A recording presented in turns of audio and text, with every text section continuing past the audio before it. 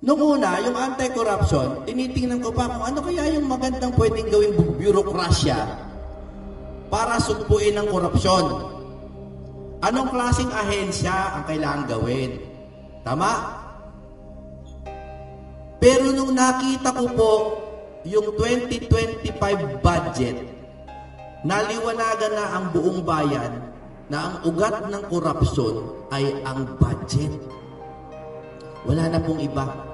Wala na pong ibang problema ang bayan na to kundi ang budget. Alam ko po, sasabihin nyo, hindi yung inflation problema natin. Budget. Hindi kasi mga confidential pa. Budget. Paano yung West Philippines? Budget. Biniwasan nga ng 15 billion yung AFP Modernization Act. Nasa gitna tayo ng gera, babawasan mo ang budget ng AFP Modernization. Budget. Saan po nilagay yung budget? Alam niyo naman, di ba?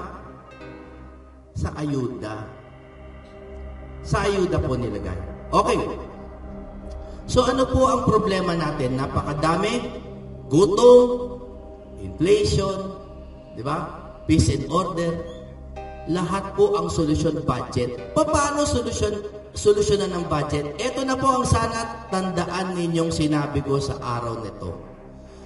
Ang eleksyon ang solusyon. Ang eleksyon ang solusyon. Kasi po, yung budget, paramihan lang talaga sila dyan. Paramihan ang boboto. Kung ang oligarkiya po ang nakaupo doon sa Kamara de Representante at sa Senado, kanino po papabor ang budget? Di syempre sa oligarkiya din.